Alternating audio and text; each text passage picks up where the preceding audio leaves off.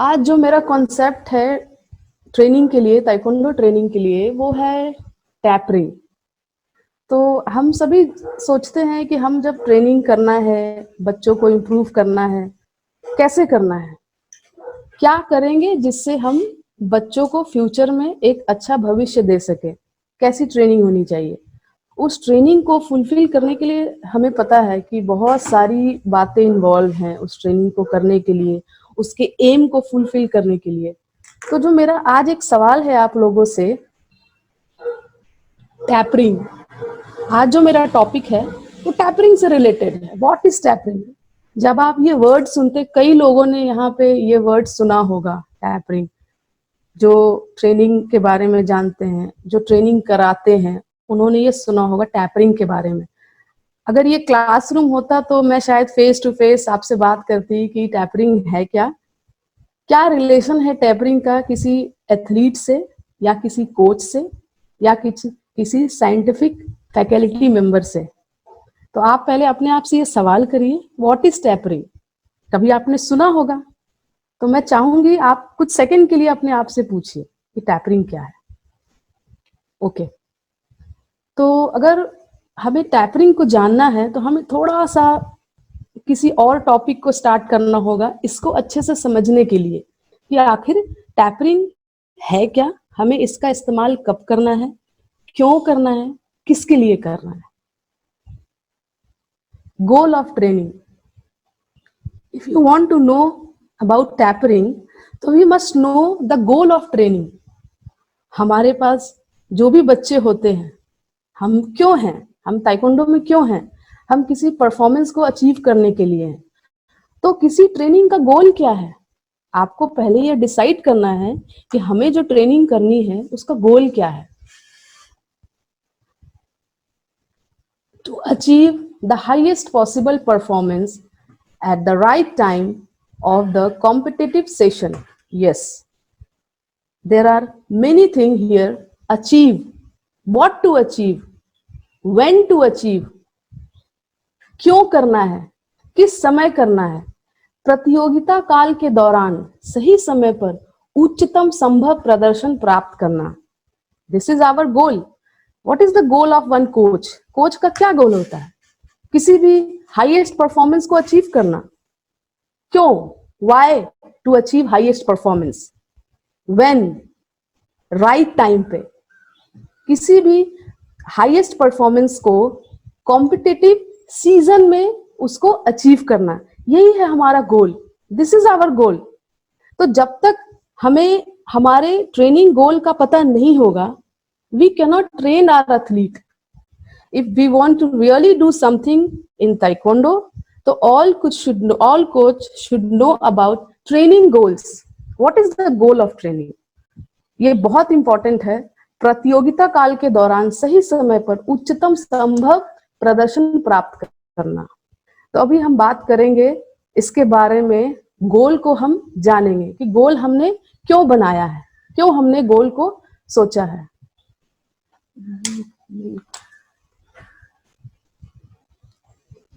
Okay, now we know the goal of training. What is the importance of training goal? So now it is important, who is the most important person in this training process? Yes, we know the goal, but we are not aware that the goal which we have selected, किसके लिए है वो गोल, हम वो process किस लिए करेंगे, कौन है वो, कौन वो इंपॉर्टेंट पर्सन है जिसके लिए हम गोल सेट कर रहे हैं। Please tell me, who is the right person? हमने जो गोल सेट किया है वो किसके लिए हमने गोल सेट किया है? यस, वो हमारा एथलीट है। ही इज आवर एथलीट, ही और शी इज आवर एथलीट। हमने उसके लिए गोल सेट किया है। जो भी ट्रेनिंग का प्रोसेस है, इसमें सबसे इंपॉर्टेंट जो रोल प्ले करता है वह कोई और नहीं है, वो हमारा एथलीट है। क्या हम अपने एथलीट को एक जैसे नजरिए से देखते हैं? This is only our responsibility. क्या कोच का गोल सेट करना या उसके ट्रेनिंग प्रोसेस को फुलफिल करना, क्या ये कोच की रिस्पॉन्सिबिलिटी है? क्या आपको लगता है किसकी रिस्पॉन्सिबिलिटी है ये? Only I am responsible for my training? क्या उसको इंजुरी नहीं होगी? उसको अच्छे खाने की जरूरत नहीं है? उसको न्यूट्रिशनिस्ट के पास नहीं जाना है? उसको डॉक्टर के पास नहीं जाना है? या फिर उसको कोई साइकोलॉजिकल ट्रीटमेंट की जरूरत नहीं है? या उसको फिजियोलॉजिकल इम्प्रूवमेंट की जरूरत नहीं है? There are many things, there are many related topics which comes under training process. Only coach is not responsible for one athlete. There are many people who is very important for athlete. Next, अभी मैं आपको एक picture दिखाऊंगी जो बहुत famous picture है और सभी को पता है उस पिक्चर के बारे में। तो हम एक्चुअली एथलीट को ऐसे देखते हैं। अगर आप देखें, किसी ने, ये हाथी है, किसी ने इसके पूंछ को पकड़ा है और सभी के आंखों पे पट्टी बंधी है और एक बंदा कह रहा है ये रोप है। किसी ने इसके कान को पकड़ा है तो ये कह रहा है ये फैन है। सी somebody is holding trunk, then they are saying it is a spear, ये एक तलवार है। किसी ने इसके दांत को पकड़ा है तो बोलता है वो तलवार है। किसी ने इसके ट्रंक को पकड़ा है तो वो स्नेक है।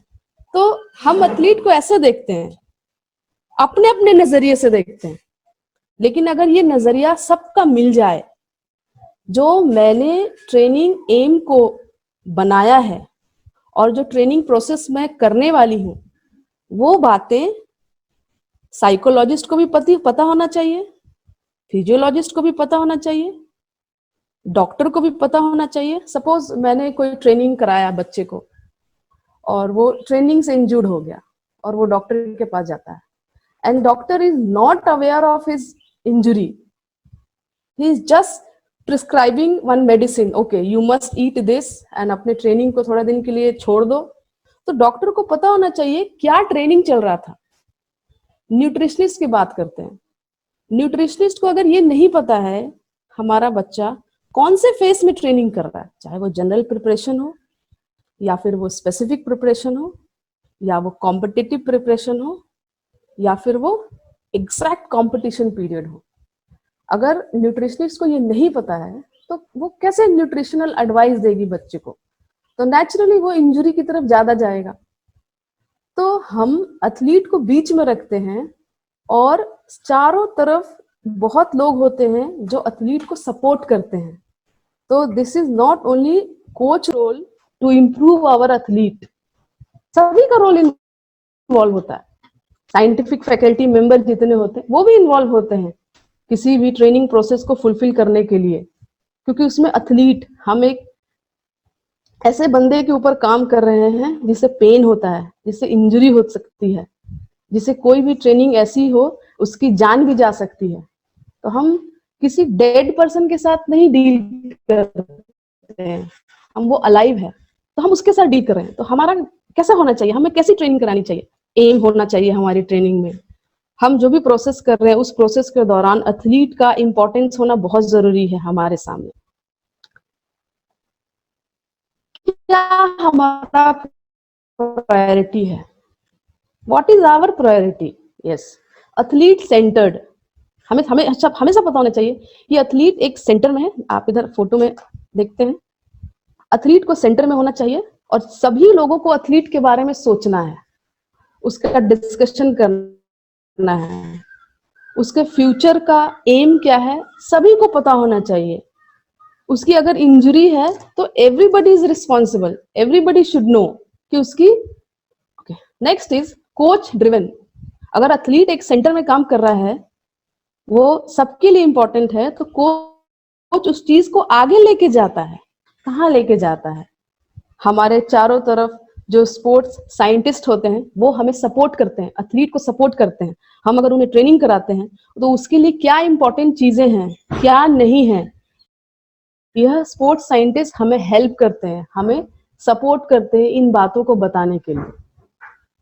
तो आप देखिए कितना इंपॉर्टेंट है एथलीट हमारी लाइफ में।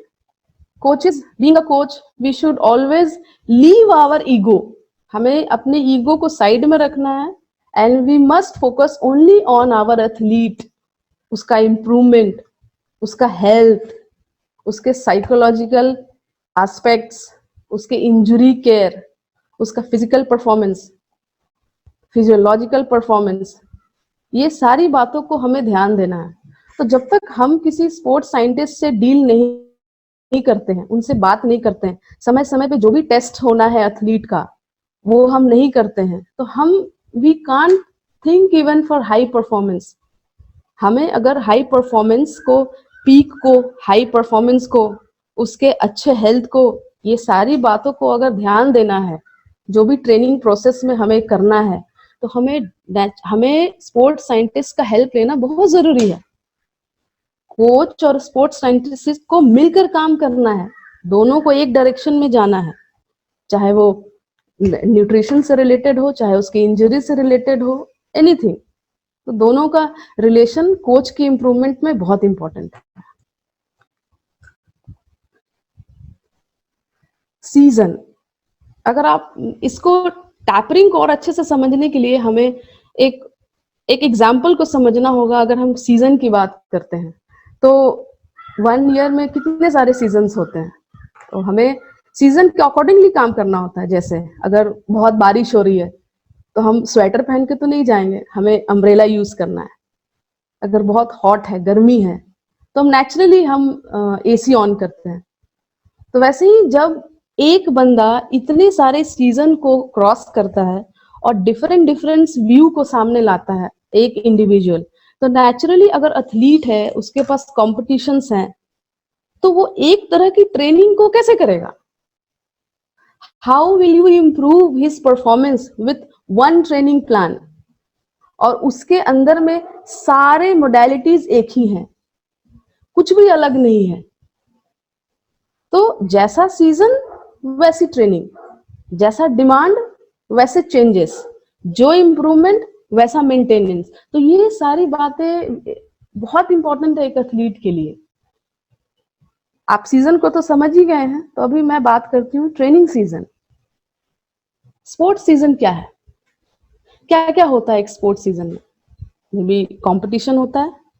कंपटीशन के पहले क्या होता है, हम अपने एथलीट को रेडी करते हैं उस कंपटीशन के लिए। आफ्टर द कंपटीशन में भी रिकवरी पीरियड होता है। सबसे पहले क्या होता है, अभी हम बात करते हैं। So there are some few stages like GPP, SPP, PCP, TAP, competition and transition. हम सबसे पहले जीपीपी की बात करते हैं। It is general preparatory phase. General preparatory phase क्या है? आपको नाम से ही पता चल गया है, जनरल मतलब हम अभी ताइक्वांडो के ट्रेनिंग से काफी दूर हैं। जनरल प्रिपरेशन, इसमें बहुत बेसिक लेवल की ट्रेनिंग होती है बच्चों की, चाहे वो एथलीट हाई लेवल हो, चाहे, तो हम स्टार्ट करते हैं बहुत जनरल ट्रेनिंग से। उसके बाद हम स्पेसिफिक ट्रेनिंग की तरफ जाते हैं, उसमें थोड़ा जनरल से जो हमने इम्प्रूव किया है उसको हम स्पेसिफिक की तरफ जाते हैं। उसके बाद हम बात करते हैं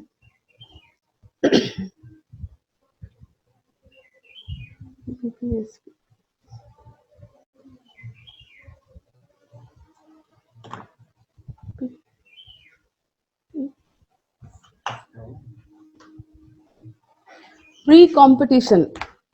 यह है कंपटीशन के पहले का प्रिपरेशन। जनरल फेज हो गया हमारा, स्पेशल फेज हो गया। अभी देखते हैं यहाँ पे जो कंपटीशन है, कंपटीशन के पहले क्या इंपॉर्टेंट है। तो जो आज हमारा टॉपिक है वो जनरल प्रिपरेशन को आगे बढ़िए, स्पेशल प्रिपरेशन से भी आगे बढ़ जाइए। अब हम कंपटीशन फेज की बात करते हैं। तो कंपटीशन फेज में क्या इंपॉर्टेंट है, वो हमारा आज का टॉपिक है। Okay, phases of annual plan. अगर हम देखें तो हमें किसी भी ट्रेनिंग को फुलफिल करने के लिए हमें एक प्लानिंग की जरूरत पड़ती है। हम जो भी हमने एम को बनाया है ट्रेनिंग को, प्रोसेस को फुलफिल करने के लिए, हमें एक एनुअल प्लान डिजाइन करना पड़ता है। तो एनुअल प्लान में बहुत सारे फेजेस होते हैं जिसके थ्रू हमें आगे बढ़ना होता है, like general preparatory phase, specific preparatory phase, pre competition phase, and आप लास्ट में ये देख रहे हैं ऑफ सीजन, जो ट्रेनिंग कॉम्पिटिशन के बाद आता है।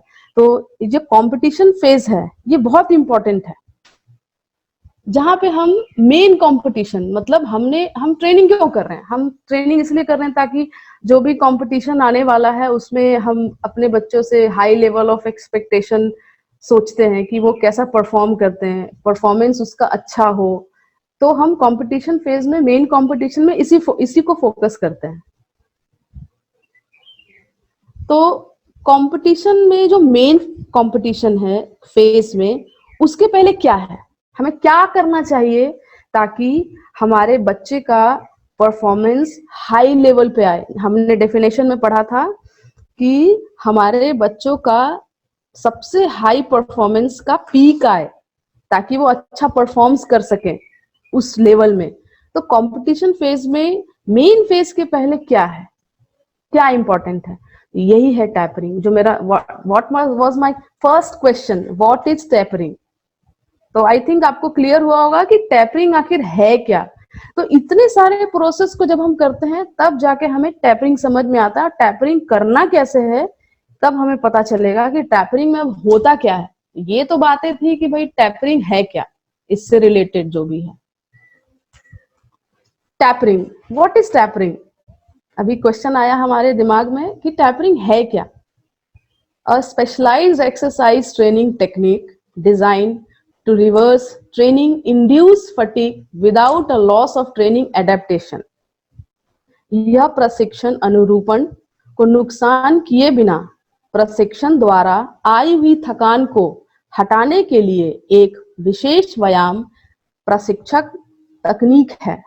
इसका मतलब है कि हमने अभी डिस्कस किया कि हम बहुत स्टार्टिंग लेवल से ट्रेनिंग करते हैं, तो नेचुरली जब हम ट्रेनिंग करते हैं तो हम थकते हैं, हम में फटीग हो जाता है। क्या हो गया, 1 second, I am sorry. Okay, जब हम लंबे समय की ट्रेनिंग करते हैं तो नेचुरली हम थकते हैं, तो उस थकान को हटाना है, लेकिन किसी भी ट्रेनिंग के एडेप्टेशन को टच किए बिना, मतलब उसके परफॉर्मेंस को बिना नीचे लाए हुए हम उसके फटीग को हटाते हैं। यही है टैपरिंग। एक ऐसी स्पेशलाइज्ड एक्सरसाइज है ये एक ऐसी टेक्निक है जिसमें हम थकान को तो हटाते हैं, लेकिन हम किसी भी कोच के द्वारा जो भी हमें ट्रेनिंग दिया गया है उस चीज को बिना डिस्टर्ब किए हुए हम उसको बिल्कुल टच नहीं करते हैं। हम सिर्फ उसकी फिटनेस लेवल को वही रखते हैं जो अभी तक उसने ट्रेनिंग की है। अपने सारे मोडालिटीज को, सारे कंपोनेंट्स को, फिजिकल फिटनेस के कंपोनेंट्स को, मोटर एबिलिटीज को वो बरकरार रखता है, उसी लेवल में रखता है। हम सिर्फ उसमें से उसकी थकान को हटा देते हैं, इसी को टैपरिंग कहते हैं। Taper is a progressive non-linear reduction of the training load during a variable period of time in an attempt to reduce the physiological and psychological stress of daily training and optimize sports performance. दैनिक प्रशिक्षण के शारीरिक और मनोवैज्ञानिक तनाव को कम करने और खेल के प्रदर्शन को अनुकूलित करने के प्रयास में समय की एक अवधि के दौरान टेपर किया जाता है।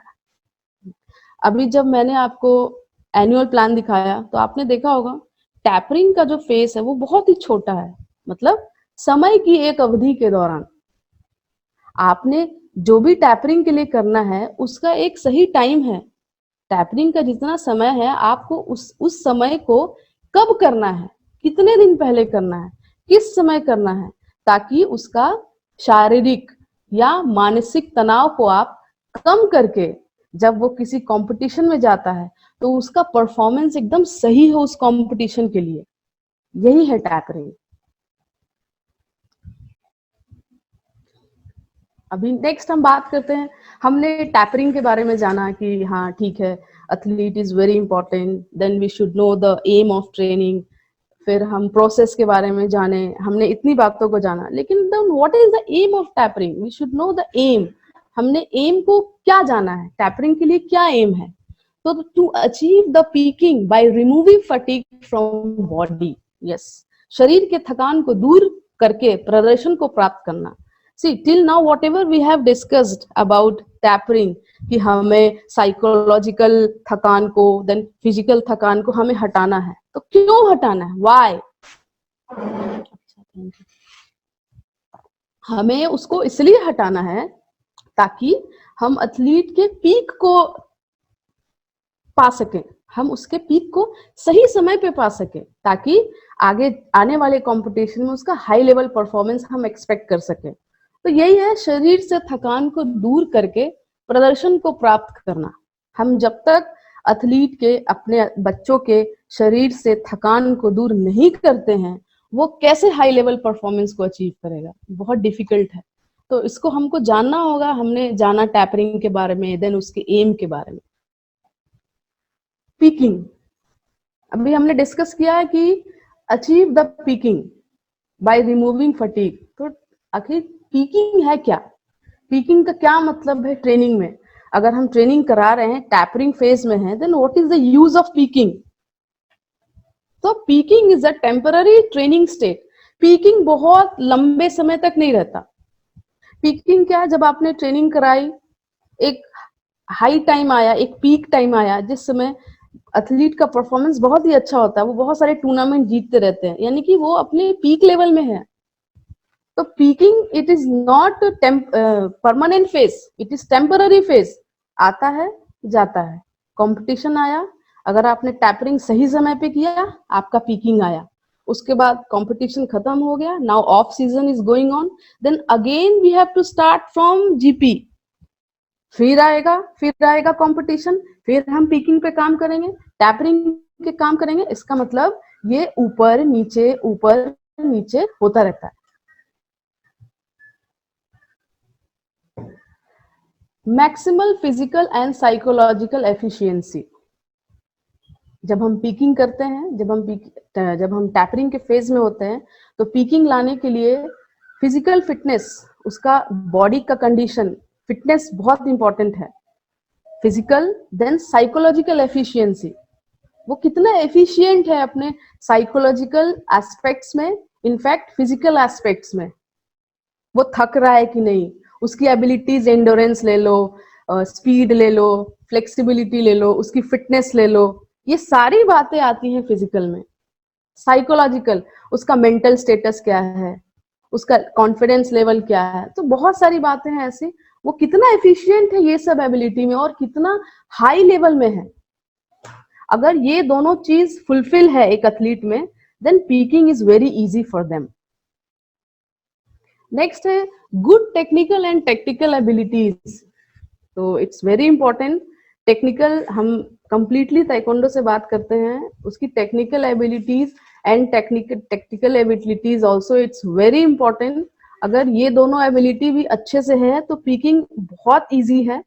पीकिंग के समय जब हम टैपरिंग के लिए, पीकिंग को करने के लिए ये एबिलिटीज का होना बहुत जरूरी है। Next is high level of physiological adaptation. आपके जो शरीर में जो भी एडेप्टेशन है, अंदर में जो भी ट्रेनिंग से रिलेटेड, जो आपने ट्रेनिंग किया, आप कितने अडेप्ट हुए हैं? अगर आपने एंड्योरेंस की ट्रेनिंग की है, तो एंड्योरेंस ट्रेनिंग में आपने क्या किया, तो उसके लिए आप कितने अडेप्ट हैं अपनी कॉम्पिटिटिव फेज के लिए?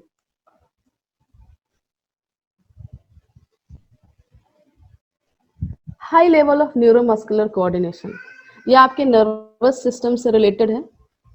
आपका कोऑर्डिनेशन, जो आपके मसल्स को फ्रिक्वेंटली, बिना किसी चीज को सोचे समझे, आप जब परफॉर्म करते हो, इमीडिएटली किसी स्किल को परफॉर्म करते हो, सिचुएशन देख के अचानक से, तो ये रिलेटेड है आपके न्यूरोमस्कुलर कोऑर्डिनेशन से। नेक्स्ट है फास्टर रेट ऑफ रिकवरी।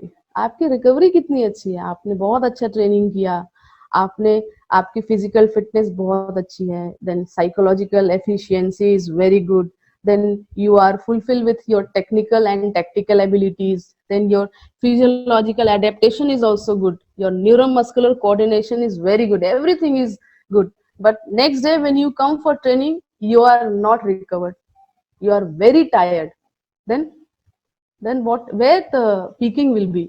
आपका पीकिंग फिर काम नहीं करेगा, आपका टैपरिंग गलत हो जाएगा। आपने चीजों को कैलकुलेट बहुत सही ढंग से नहीं किया है, उसकी रिकवरी नहीं हुई है। इतने फिजिकल फिटनेस को देखने के बाद अगर नेक्स्ट डे आके उसकी रिकवरी नहीं है, if he and she is not ready for his और her next session, then peaking is not possible. तो इन बातों को हमें बहुत ज्यादा ध्यान देना है, खासकर जो कोचेस हैं जो ट्रेनिंग कराते हैं बच्चों को या एलीट लेवल को, तो ये सब बातों को बहुत ध्यान देना है, खासकर जो एलीट लेवल के एथलीट हैं तो उनके लिए ये बहुत इंपॉर्टेंट है। पीकिंग के लिए, क्योंकि हमने already we have discuss peaking is very important. हमें हाई लेवल परफॉर्मेंस को अचीव करने के लिए पीकिंग का जानना बहुत जरूरी है। Okay, next is peaking. ये कुछ डायग्राम है जो बहुत ही इजी है, जिसमें बस यही बताया गया है कि भाई आप देखेंगे सब इधर वॉल्यूम, इंटेंसिटी एंड परफॉर्मेंस है।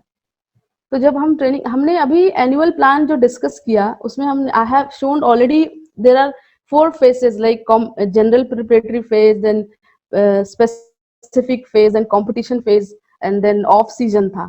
तो हम वही है नीचे फेजेस, उन्हीं 4 बातों को लिखा है।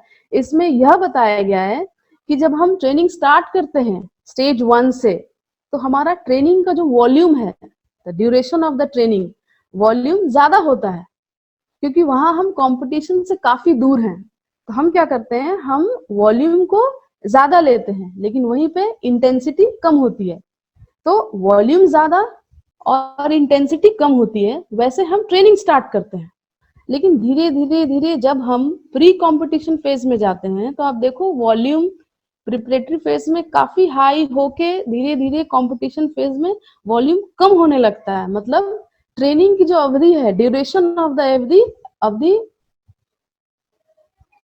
It's very less, whereas intensity is gradually going high. आप देखो इंटेंसिटी कहाँ गया है। अभी हमने पीकिंग की बात करा, तो this is the green colour star, you can see it is a peak. So the performance goes to peak performance, whereas volume is going from preparatory phase gradually high, and then when it reaches near competition, it is gradually low. Whereas intensity is goes high, high, high, and when we are near to the competition phase और high होके peak में ये जाके effect करता है। तो main जो बात है पीकिंग के लिए, वॉल्यूम ज्यादा होना चाहिए और इंटेंसिटी को हम कम कर देते हैं, और तभी हमारा परफॉर्मेंस पीक की तरफ आता है। नहीं तो ये बहुत डिफिकल्ट है पीक को, अगर आपने वॉल्यूम ज्यादा रखा है तो नेचुरली वो ज्यादा थक जाएगा। हमें टैपरिंग में हमें किसी चीज को इम्प्रूव नहीं करना है, टैपरिंग में हमें उसके फटीक को हटाना है। लेकिन अगर ट्रेनिंग लंबे समय के लिए है तो नेचुरली वो ज्यादा फटीक की तरफ जाएगा। अब उस फटीक को हटाने के लिए क्या करना है, तो हमें इसलिए टैपरिंग को करना है। जो टैपरिंग है वो 1 वीक से 2 वीक तक करते हैं, मतलब 7 डेज से लेकर 14 डेज तक का होता है। तो आप सोचो इस 1 वीक से 14 डेज में क्या करना है। तो हम अपने ट्रेनिंग को थोड़ा सा मॉडिफाई करना है, जो हमने जो भी वॉल्यूम इंटेंसिटी लिया है उसको मॉडिफाई करना है, किसको कम करना है। तो हम जैसे जैसे टेपरिंग फेज में पीकिंग की तरफ बढ़ते हैं, ध्यान देते हैं, तो वॉल्यूम को हम ज्यादा कर लेंगे और वॉल्यूम को हम धीरे धीरे कम कर लेंगे और इंटेंसिटी को हम ज्यादा कर लेंगे। यही है मेन फोकस हमारा, तब हमारा परफॉर्मेंस हाई आएगा, तभी हम पीक पे ध्यान दे पाएंगे। तो इट्स वेरी इंपॉर्टेंट, आप ये डायग्राम को याद रखें कि ये है टाइमलाइन दिया है और वॉल्यूम इंटेंसिटी परफॉर्मेंस को कैसे वर्कआउट करना है, आप इसको बस ध्यान में रखें। Okay, next is super compensation. मैं फिर से एक बार बैक जाती हूँ। पीकिंग, पीक परफॉर्मेंस को अचीव करने के लिए क्या करना है और क्या इंपॉर्टेंट है इसका। सुपर कंपनसेशन भी वही है। अगर आपको पीक परफॉर्मेंस जानना है तो आपको super compensation, you should know, you should aware of super compensation. What is super compensation? Okay, so the left side you can see is the performance and the black line is in middle, it is a normal level। हम हैं athlete है जो normal level पे है।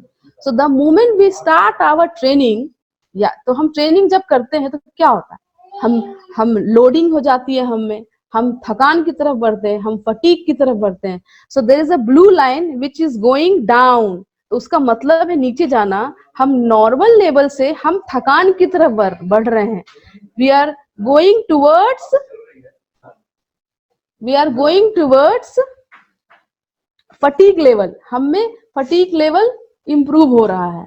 ठीक है, अब जब हम धीरे धीरे फटीग लेवल की तरफ जा रहे हैं अब जब हम उस चीज को रिकवर्ड करते हैं तो हम नॉर्मल अपने बेस लाइन पे आ जाते हैं, मतलब हमने नॉर्मल लेवल से ट्रेनिंग स्टार्ट किया, हम now the condition is fatigue, हम फटीग में हैं, then we are going towards recovery period. So the baseline is middle, the black and blue where is, see you can see it is together, it is full recovered, now I am recovered.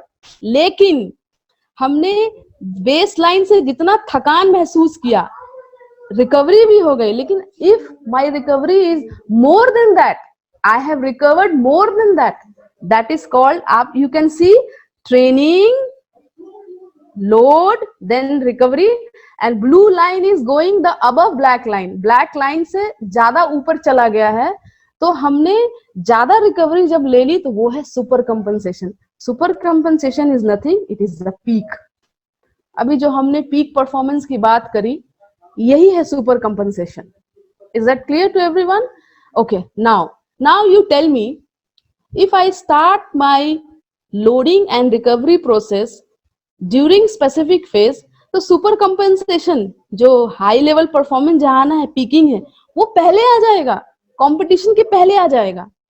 वहीं पे अगर हमने ये process गलत समय में बाद में किया तो during competition we will not achieve our peaking. In fact super compensation it will come after the competition. हम कंपटीशन के बाद हम सुपर कंपनसेशन एंड पीकिंग को अचीव करेंगे, तो हमारा हाई परफॉर्मेंस की हम उम्मीद नहीं रख सकते. Okay, then what is tapering strategies? Tapering करने के लिए क्या स्ट्रेटेजीज को हम यूज करते हैं? तो नंबर 1 है minimise fatigue and improve fitness.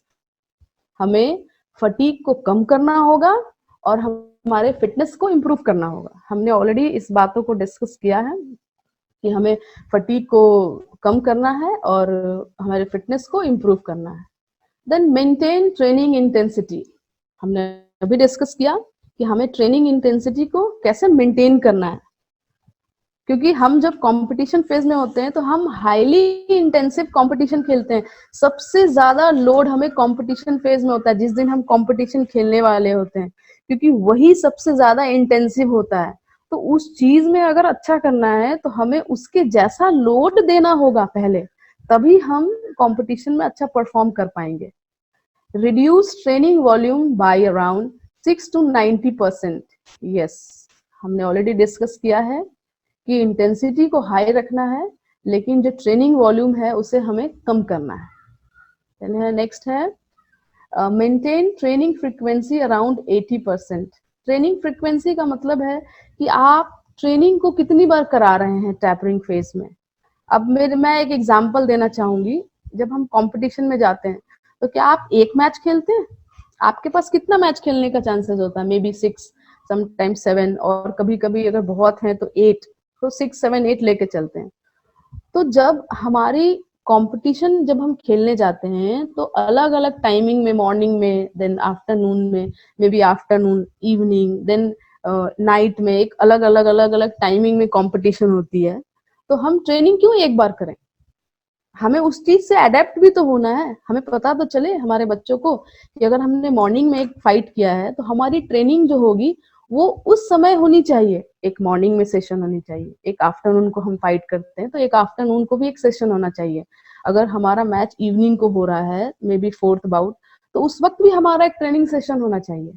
तो फ्रीक्वेंसी को हमें मेंटेन करना है. Then taper duration lax between 1 to 2 weeks. हमने ऑलरेडी इसको डिस्कस किया है कि टैपर कितने समय का होना चाहिए. What is the duration of taper? 1 to 2 weeks, maybe 7 से 14 डेज का होना चाहिए tapering. Okay, what can you change within 10 से 14 डेज? आप 10 से 14 दिन में क्या चेंज कर सकते हैं? आपको क्या लगता है कि आपने क्या आप चेंज करोगे? Every ability has its own timing to improve. सारे एबिलिटीज का अपना टाइमिंग है इम्प्रूव करने का. एबिलिटीज की बात करते हैं. अगर हम इंड्योरेंस देखें, इंड्योरेंस देखिए क्या टाइमिंग है इसका. अगर हम स्ट्रेंथ की बात करते हैं, स्पीड की बात करते हैं, फ्लेक्सिबिलिटी की बात करते हैं, स्किल, देन टैक्टिस। आप किसको इम्प्रूव करेंगे? क्या हम अपने हिसाब से इसको इम्प्रूव कर सकते हैं? नहीं, इसका खुद का एक टाइमिंग है, ये अपने टाइम पे ही इम्प्रूव करता है। इसमें हम कोई ऐसा चीज ऐड नहीं कर सकते या माइनस नहीं कर सकते। फ्लेक्सिबिलिटी को आज की कोई है उसका फ्लेक्सिबिलिटी अच्छा नहीं है, आओ जल्दी से और हमने उसकी फ्लेक्सिबिलिटी इम्प्रूव कर दी। It is not at all possible. In fact skill, अगर आप ताइक्वांडो की कोई स्किल लेते हैं, अचानक से आप चाहते हैं कि उसके फ्रंट किक को आप इम्प्रूव कर ले, it is not possible. Okay, tapering के बारे में हमने इतना कुछ जाना कि भाई एंडोरेंस, स्ट्रेंथ से रिलेटेड, स्पीड से रिलेटेड, फ्लेक्सिबिलिटी हो गया, ये सब। ये तो हमारा ट्रेनिंग से रिलेटेड है। हम जब ट्रेनिंग कराते हैं तो ट्रेनिंग में हमने बात किया एनुअल फेज के बारे में, देन ट्रेनिंग जनरल प्रिपरेशन में क्या करना है, कंपटीशन फेज में क्या करना है, ट्रांजिशन फेज में क्या करना है, ट्रेनिंग कैसी होनी चाहिए, पीक को अचीव करने के लिए क्या क्या एबिलिटीज का स्ट्रॉन्ग होना जरूरी है, physical abilities, psychological abilities, then physiological adaptation, जो भी हमने डिस्कस किया। लेकिन इसके अलावा क्या है जो हमें टैपरिंग करने में बहुत हेल्प करता है? इसके अलावा हेल्प टैपरिंग के लिए क्या है? तो हम कुछ और अदर कंपोनेंट्स के बारे में डिस्कस करेंगे जो ट्रेनिंग के अलावा जो हमें बहुत इंपॉर्टेंट है बच्चों के लिए। इंजरी केयर, आपने बहुत अच्छी ट्रेनिंग कराई, उसके बाद आपने उसके लोड को देखते हुए टैपरिंग फेज भी आपने बहुत अच्छे से मेंटेन किया, उसके फटीग को निकाला, आपने वॉल्यूम को कम कर दिया, इंटेंसिटी को बढ़ा दिया, लेकिन आपने इंजरी की तरफ ध्यान ही नहीं दिया। तो इंजरी केयर बहुत इंपॉर्टेंट है। हमें पता होना चाहिए क्या है इंजरी का लेवल हमारे बच्चों में, वेदर वो इंजूर्ड है कि नहीं, किसी पुरानी इंजरी से चल रहे हैं या किसी नई इंजरी से चल रहे हैं। तो ये बातें जानने हमें बहुत इंपॉर्टेंट। न्यूट्रिशनल एस्पेक्ट्स, क्या खाते हैं वो, ड्यूरिंग कंपटीशन क्या ले रहे हैं, क्या खाने से उनमें इम्प्रूवमेंट होगा, उनकी रिकवरी अच्छी होगी, वो रिलैक्स फील करेंगे, उनकी नींद अच्छी आएगी। तो nutrition aspect is also important. Then body weight management. Body weight management क्यों करते हैं हम ताइक्वांडो में है, taekwondo is a body weight game. हर एक अलग अलग अलग कैटेगरी है जिसमें अलग अलग बॉडी वेट के प्लेयर्स होते हैं। तो किसी को कम करने की होती है, किसी को ज्यादा करना है, किसी को मेंटेन करना है। तो जो तो अदर कंपोनेंट्स में बॉडी वेट मैनेजमेंट बहुत इंपॉर्टेंट रोल प्ले करता है। रिकवरी, हमने बहुत ट्रेनिंग कराया, इंजरी की बातें कर ली, न्यूट्रिशन खाना के बारे में हमने बातें किया, उसके बॉडी वेट से मैनेजमेंट से रिलेटेड बातें करी, लेकिन हमने रिकवरी की तरफ ध्यान नहीं दिया।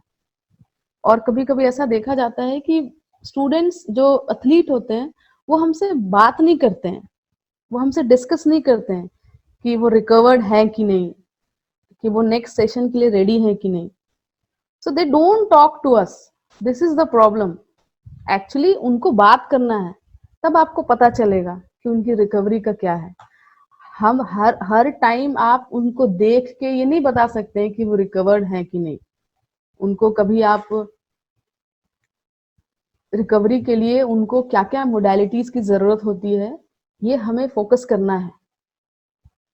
साइकोलॉजिकल प्रिपरेशन, यस, ये बहुत इंपॉर्टेंट है, रिकवरी एंड साइकोलॉजिकल प्रिपरेशन। अगर आप बॉडी वेट मैनेजमेंट की बात करते हैं तो ये 7 से 14 डेज का नहीं है पीरियड। अगर किसी के लिए हमने एम डिसाइड किया है ट्रेनिंग का, तो ये पहले डिसाइड होना चाहिए कि ये बंदा है, इसके लिए कौन सा वेट के लिए सूटेबल है। तो बॉडी वेट को हम वैसे लेके चलना है मैनेजमेंट के लिए। लेकिन रिकवरी और जो साइकोलॉजिकल प्रिपरेशन है, जस्ट कंपटीशन के 2 मिनट पहले भी हम साइकोलॉजिकल प्रिपेयर हो जाते हैं, लेकिन कभी कभी दो कंपटीशन के 2 मिनट पहले भी हमारा साइकोलॉजिकली पूरे हम डाउन हो जाते हैं, हमारा कॉन्फिडेंस लेवल, हमारा मोटिवेशन लेवल सब नीचे चला जाता है, मे बी समटाइम 1 मिनट। तो साइकोलॉजिकल प्रिपरेशन बहुत इंपॉर्टेंट है हमारे लिए, बहुत ज्यादा इंपॉर्टेंट है। क्योंकि आप हमने जैसा अभी डिस्कस किया कि हम 1 वीक से 14 डेज में क्या इम्प्रूव कर सकते हैं, कौन सा मोटर एबिलिटीज हम इम्प्रूव कर लेंगे, तो हम क्या इम्प्रूव करेंगे, वो साइकोलॉजिकल प्रिपरेशन बहुत इंपॉर्टेंट है उसके लिए। Next is theoretical preparation. Theoretical preparation में बहुत सारी बातें हैं, जैसे जोग्राफिकल कंडीशन हो गया, फिर आपका एक्लिमेटाइजेशन हो गया, और भी बहुत सारी बातें जो इक्विपमेंट से रिलेटेड हैं, या आप जहाँ जा रहे हैं वहाँ का इन्वायरमेंट कैसा है, आप उससे एडजस्ट कर पाते हो कि नहीं. So there are many issues which comes under theoretical preparation. तो अभी हम एक एक करके सारे कंपोनेंट्स को जानेंगे कि आखिर इंजरी केयर क्या है, इंजरी केयर में क्या इंपॉर्टेंट है. So, according to the studies, the most common locations of reported injuries are the head, foot, thigh, and metacarpals respectively. These remains as areas of concern for injury prevention. Yes. ऐसा देखा गया है कि जब हम face में रहते हैं, टैपरिंग के फेज में, और हमने हाई इंटेंसिटी ट्रेनिंग कराया, या हम कंपटीशन फेज की बात कर लेते हैं, तो क्या होता है, इस फेज में ज्यादातर जो इंजरीज होते हैं हेड में या फिर फुट में, थाई में, या कंपटीशन के पहले स्पेसिफिक फेज में, जो भी फेज से इंजरी से वो गुजरते हुए आ रहे हैं, तो ये मोस्ट कॉमन प्लेसेस हैं जहाँ पे ताइक्वांडो में इंजरीज होती हैं. क्योंकि हम अभी जैसा हमें फेस में सबसे ज्यादा स्कोर मिलता है हेड में, तो स्टूडेंट्स ट्राई करते हैं, एथलीट ट्राई करते हैं हेड पे ज्यादा स्कोर लेने का. तो the rate of injury is high. And then foot, naturally जब हम हिट करते हैं पैर से तो हमारे पैर में इंजरी होनी है. थाई, आपने देखा होगा पेनाल्टीज भी हैं, अगर हम बेल्ट से नीचे मारते हैं तो वो पेनाल्टी में आता है, इसलिए थाई में जब किकिंग लगती है तो इंजरी होने के चांसेस ज्यादा है. देन उंगलियां, हमारे पैर की उंगलियां, देन उंगली की उंगलियां जिसको हम मेटाकार्पल्स बोलते हैं, तो वो भी बहुत इंजरी होता है. लोग बंद करके अपनी मुट्ठी को नहीं रखते हैं, तो क्या होता है जब किक लगती है तो इंजरी होने के चांसेस हैं. अब इनको हम कैसे प्रोटेक्ट करेंगे? Suitable steps may be taken to prevent such injuries are, अगर आपको if you really want to protect yourself then we must use protective gears. हमें protective gears का WT approved protective gears को use करना है. Not only in competition, even during training session. जो athlete होते हैं ज्यादातर कंपटीशन के लिए अपने इक्विपमेंट्स को ज्यादा यूज करते हैं. नहीं, we must use our equipments during training schedule also. Training schedule में ज्यादा इंजरीज होते हैं क्योंकि हमारा ट्रेनिंग का फ्रिक्वेंसी ज्यादा है, हम ज्यादा ट्रेनिंग करते हैं, ड्यूरेशन ज्यादा होता है, इंटेंसिटी कम होती है लेकिन ड्यूरेशन ज्यादा समय तक हम कांटेक्ट में रहते हैं, तो ट्रेनिंग इंजरी चांसेस होने की ज्यादा जरूरत है. तो हमें प्रोटेक्टिव गियर्स की बहुत जरूरत होती है.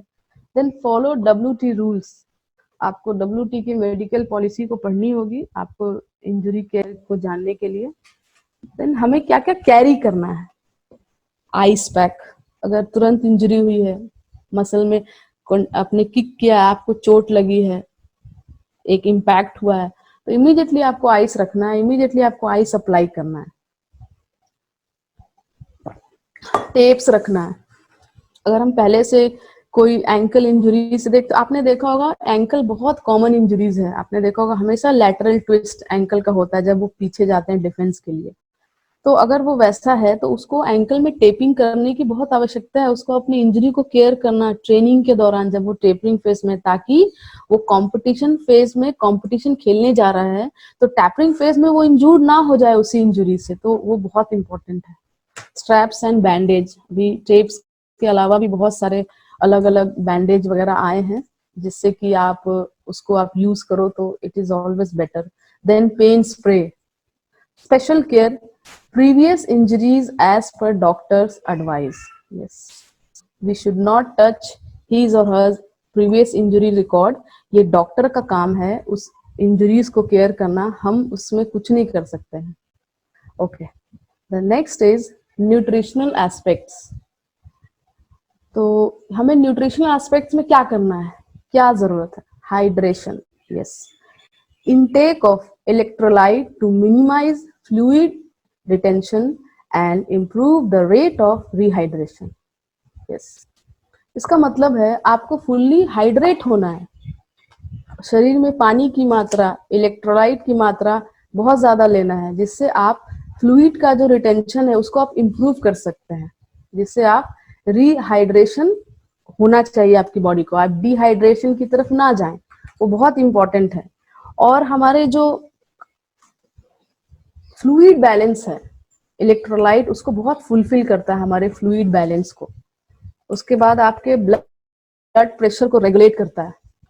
उसके बाद आपके मसल कॉन्ट्रैक्शन, अगर आपके बॉडी में मसल, आपके बॉडी में अगर इलेक्ट्राइल की लेवल कम है तो क्या होगा, आपका मसल कॉन्ट्रैक्शन में बहुत प्रॉब्लम होगा।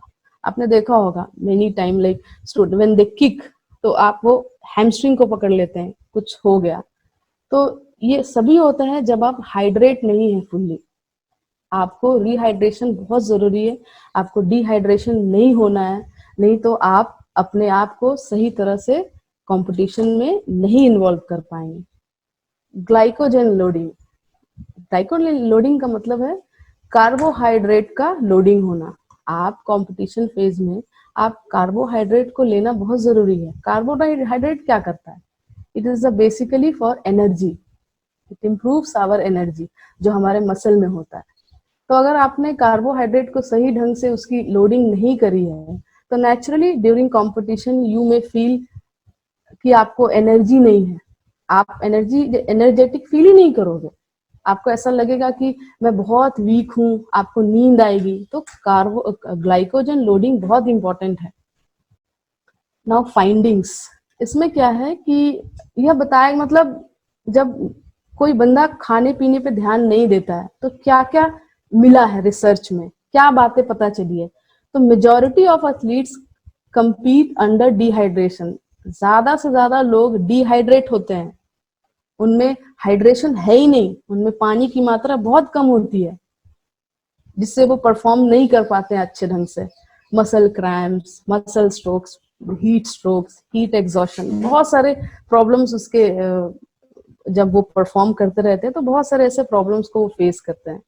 Large number of athletes eat without feed intake. तो ये भी एक बात है, नेक्स्ट है कि एथलीट जब खाना खाते हैं वो सिर्फ खाते हैं, जो फ्लूइड इनटेक है, जितना वो खा रहे हैं, क्या उतना फ्लूइड इनटेक कर रहे हैं, वो उतना लिक्विड वो ले रहे हैं, नहीं लेते हैं। और बहुत थोड़े एथलीट्स, सम एथलीट्स ओनली टेक फ्लूइड, मतलब वो खाते भी नहीं है, सिर्फ वो फ्लूइड लेते हैं। तो ये सारी बातें जब रिसर्च करा गया, बहुत लोगों ने करा, तो उसमें ये सारी बातें उन्होंने पाया कि कितने लोग डिहाइड्रेशन में थे, कितने लोग खा रहे थे, कितने लोग खाने के साथ फ्लूइड ले रहे थे और कितने लोगों ने सिर्फ फ्लूइड लिया। तो ये बहुत इंपॉर्टेंट है।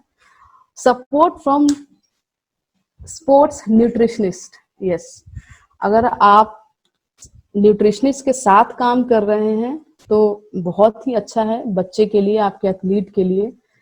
आपको हमेशा एक साइड जो फूड जो इनटेक है, it's very important to enhance athlete performance. So always you feel that yes, I am going in a right way. Next is body weight management.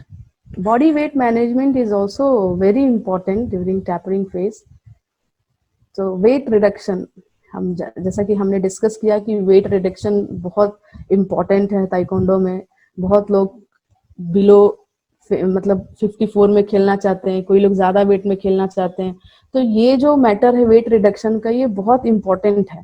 Next है वेट मेंटेन, ना तो मुझे कम करना है ना मुझे ज्यादा करना है। तो जो अपने वेट में खेलते हैं, कभी कभी क्या होता है, इंजरी हो जाती है तो ट्रेनिंग नहीं हो पाती है, तो उनका वेट बढ़ जाता है। तो ये सारी बातों को मेंटेन करना बहुत इंपॉर्टेंट है, वेट मेंटेनेंस बहुत ज्यादा जरूरी है। नेक्स्ट है वेट गेन। तो वेट गेन उतना प्रॉब्लमेटिक नहीं है जितना वेट रिडक्शन प्रॉब्लम करता है।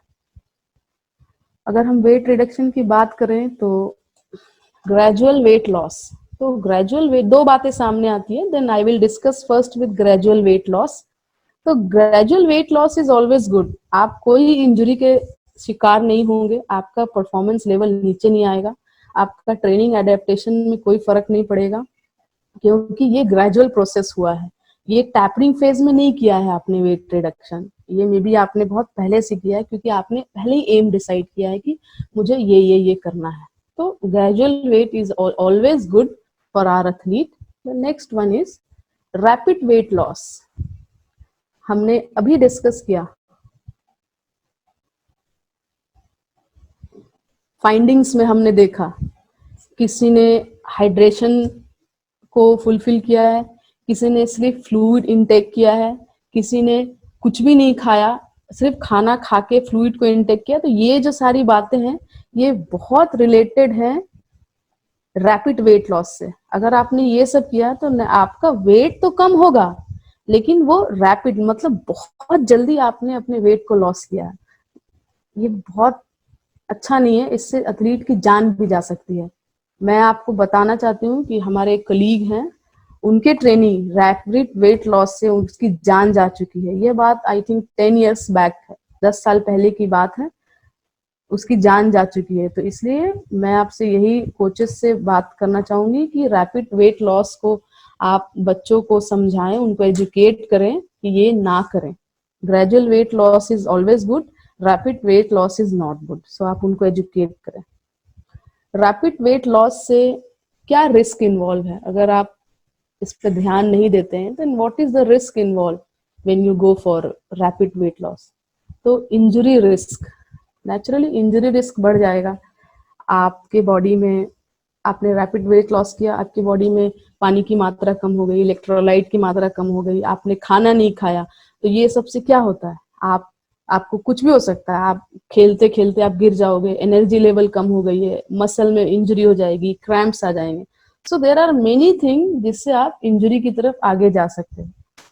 नेक्स्ट है डिहाइड्रेशन। यस, अगर आप हाइड्रेट नहीं हो, रैपिड वेट लॉस करने के लिए आपने कुछ भी नहीं खाया, आपने डिहाइड्रेशन की तरफ चले गए हैं, तो this is also one cause.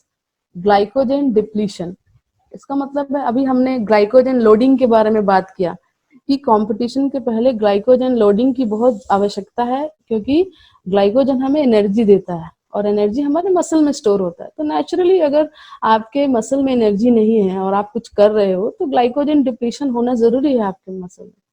Electrolyte imbalance, yes, आपका इलेक्ट्रोलाइट का कम होना, ये इम्बैलेंस है, आपके फ्लूइड को बैलेंस नहीं करता है, कंट्रोल नहीं कर पाता है, आपके ब्लड प्रेशर को रेगुलेट नहीं कर पाएगा, आपके मसल कॉन्ट्रैक्शन को हेल्प नहीं कर पाएगा।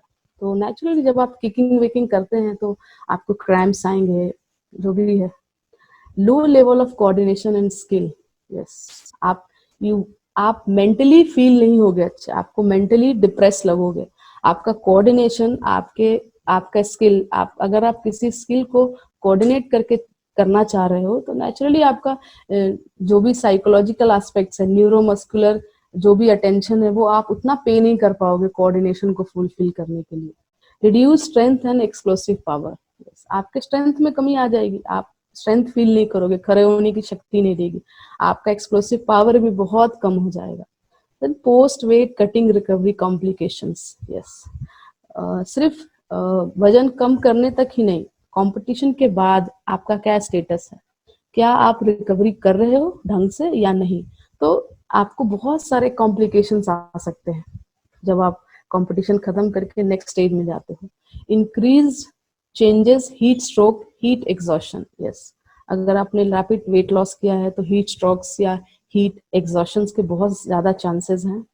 Reduce speed endurance and specific endurance, negative changes in immune and endocrine system, आपकी इम्यून सिस्टम और एंडोक्राइन सिस्टम है जो, वो भी बहुत ज्यादा उसमें नेगेटिव चेंजेस आएंगे, जिससे आपका इंटरनल बॉडी का चेंजेस बहुत प्रॉब्लम होगा।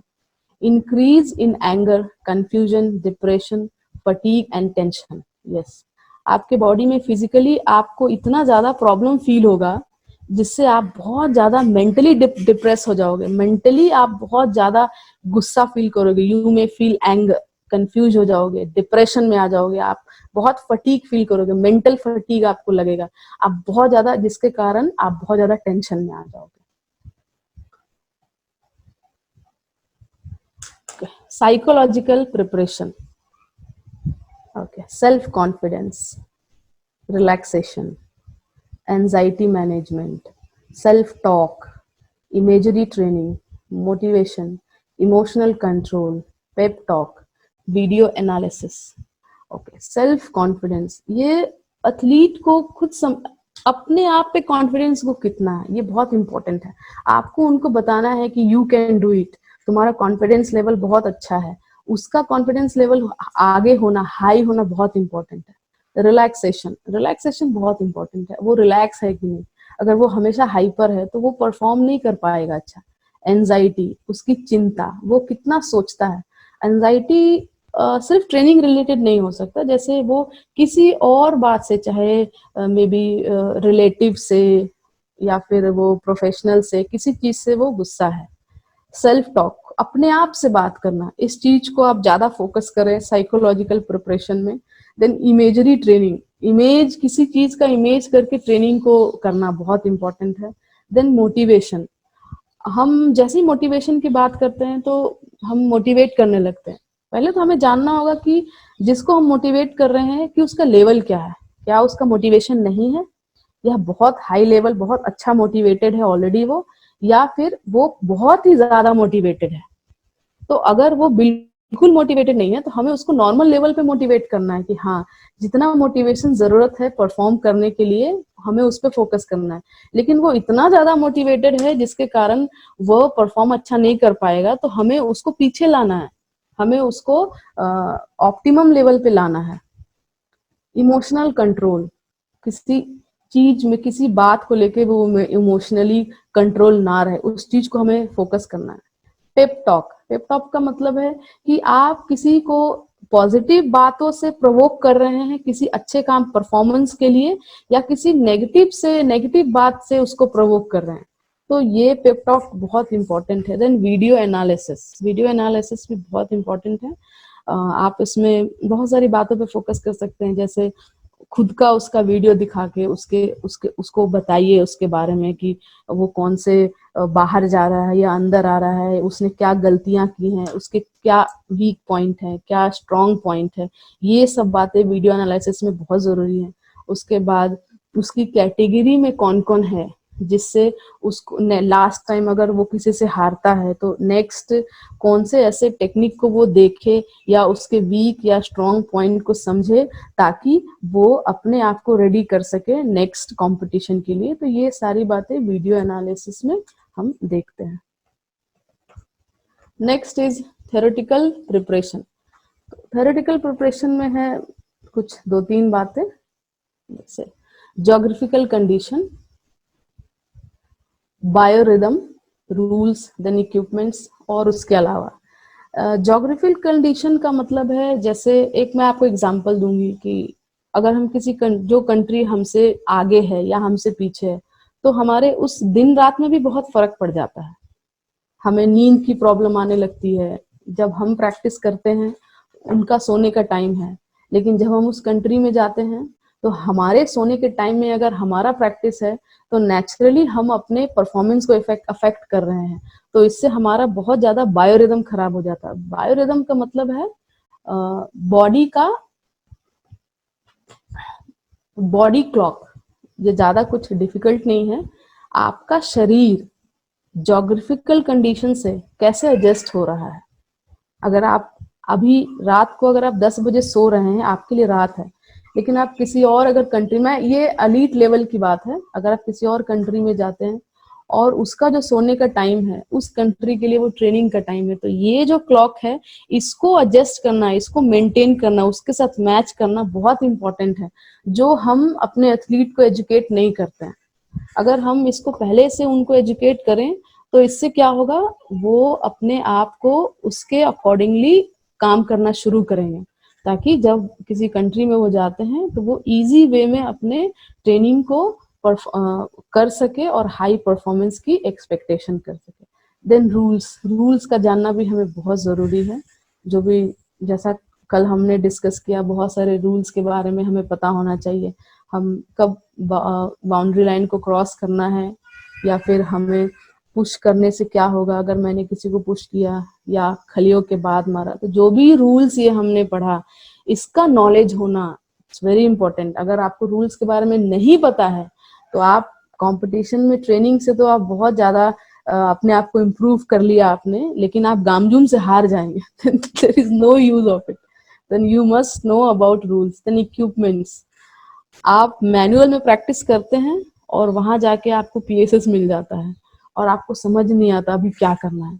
तो ये बहुत छोटी छोटी बातें हैं, लेकिन हमें इस पे फोकस करना है कि भाई हमें इक्विपमेंट्स कैसे यूज करने हैं, हमें डब्ल्यूटी के अप्रूव इक्विपमेंट करने हैं, हमें पीएसएस का यूज कैसे करते हैं, पीएसएस के साथ यूज टू होना। जब आप टैपरिंग फेज में है तो उस इक्विपमेंट का यूज करना जो आने वाले कंपटीशन में यूज हो रहा है, वैसा माहौल देना बच्चों को, वो बहुत जरूरी है। अगर आप वैसा माहौल नहीं देते हैं तो वो वहां जाके उसके लिए सब कुछ नया होगा, सब कुछ नया होगा। अब नए जगह पे हाई परफॉर्मेंस निकालना, it's very difficult, very tough. Okay, any other और भी जो बातें आपको ध्यान आती हैं आप उसमें ऐड करें। क्या लगता है आपको एनी अदर में, तो आप उसमें ऐड कर सकते हैं। नेक्स्ट है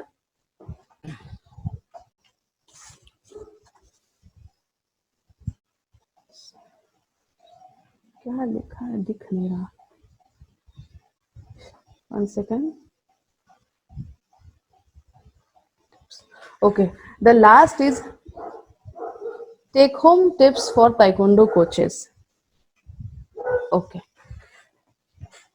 लास्ट में जो मेरा है कंक्लूजन है कि हमने इतना कुछ डिस्कस किया टैपरिंग के बारे में, फिर ट्रेनिंग फेजेस के बारे में, टैपरिंग में हमें क्या करना है क्या नहीं करना है, कौन कौन से लोग हैं जो एथलीट के लिए रिस्पॉन्सिबल हैं. So at last I would like to share some tips which is helpful for coaches. So the number one is same, it is taper timing.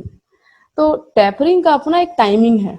अगर आपने उस टाइमिंग को सही समय पे नहीं करा तो जो पीक होगा चाहे वो कंपटीशन के पहले आएगा या फिर कंपटीशन के बाद आ जाएगा. तो आपको उस टेपरिंग के टाइमिंग को सही समय पे यूज करना है. Next is adjustment. आप ये नहीं सोच सकते कि व्हाट इज माय व्यू. अगर आप अपने व्यू को अपने एथलीट के ऊपर एकदम से लाद देते हैं तो ये सही नहीं है. आप उसको आपको एडजस्ट करना होगा. अगर उसकी रिकवरी अच्छी नहीं है then he should go for recovery. अगर if he is injured then उसको डॉक्टर के पास जाना है. अगर उसका खाने का शेड्यूल ठीक नहीं है, खाना सही नहीं सूट कर रहा है, तो आपको एडजस्ट करना होगा. आपको सिर्फ लोड या वॉल्यूम पे ही फोकस नहीं करना है जैसा कि हमने डिस्कस किया. तो everything we have to adjust. जो भी उस समय में एडजस्ट करना है आपको, ऊपर नीचे कम, जिसमें वो साइकोलॉजिकल एंड फिजियोलॉजिकल एफिशिएंसी को एकदम हाई लेवल पे रख सके, इसलिए हम एडजस्टमेंट कर सकते हैं.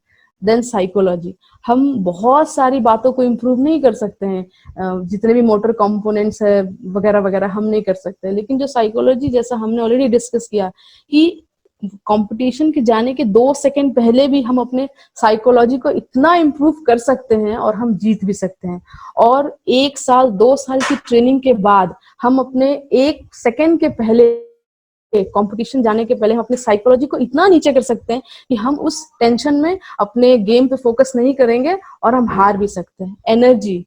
एनर्जी लेवल बहुत इंपॉर्टेंट है. आपके जो एथलीट है उसका एनर्जी लेवल बना हुआ है कि नहीं, क्या ट्रेनिंग से या फिर डाइट से उसकी एनर्जी लेवल नीचे आ गई है या फिर किसी टेंशन से वगैरह वगैरह, जितने भी बातें एनर्जी लेवल से रिलेटेड है आपको उस पर फोकस करना है.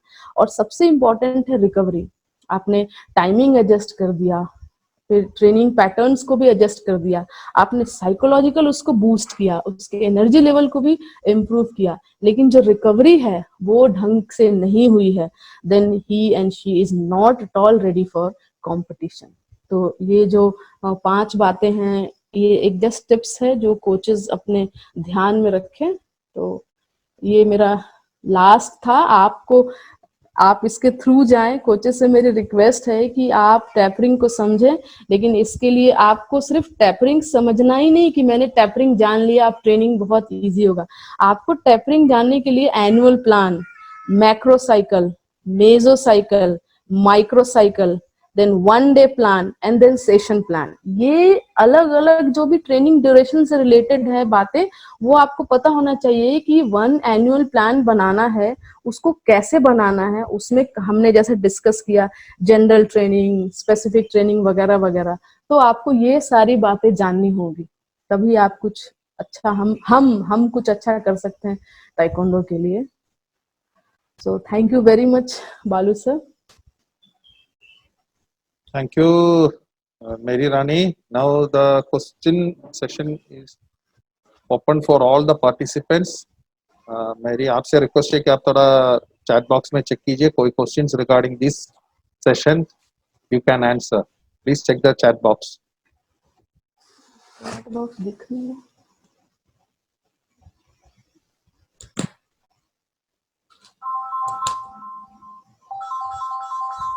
एक मिनट सर, देख रही हूँ।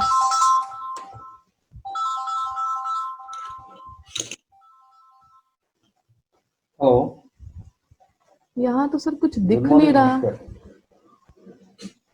I am at home. I am in the session now. I will come now 11:30.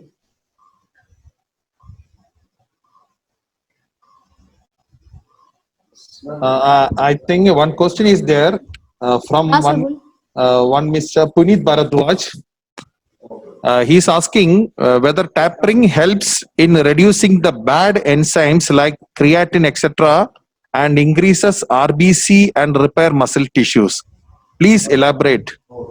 Okay sir, tapering is related to your training duration, कि आप जो भी बेसिक ट्रेनिंग, स्पेशल ट्रेनिंग या competitive training whatever you have done, it is about that. ये कोई testing से related नहीं है कि हमारा हेमोग्लोबिन को वो करे, या ये ट्रेनिंग स्ट्रैटेजी है। जैसा कि मैंने बताया था, ये एक ट्रेनिंग स्ट्रैटेजी है कि उस चीज को मेंटेन रखना और वॉल्यूम और इंटेंसिटी पे काम करते हुए अदर एस्पेक्ट्स को ध्यान रखना।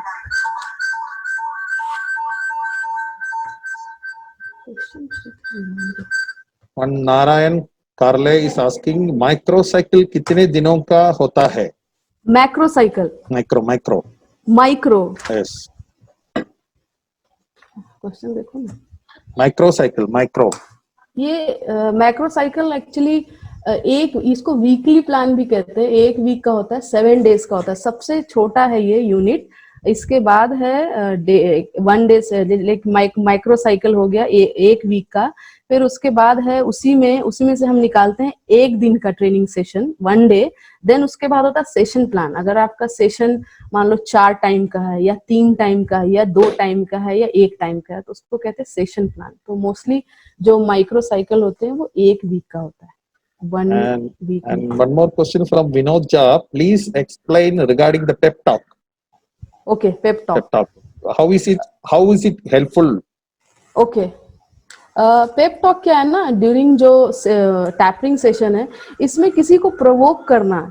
तो जो वो प्रोवोक करने का जो मेरा सेंटेंस है, वो अगर नेगेटिव उस पर इफेक्ट कर रहा है, कोई गलत उसकी गलत, मैं उसको गलत ढंग से कुछ बोलूं, लेकिन वो उसका इफेक्ट पॉजिटिवली हो रहा है। और दूसरा है कि मेरा पॉजिटिव फीडबैक उसको, कि तुम ऐसा करोगे तो ऐसा होगा, वो है पेप टॉक। मतलब मैंने अपने एथलीट को ऐसा बात बोला जिससे वो प्रवोक हो गया किसी चीज को करने के लिए।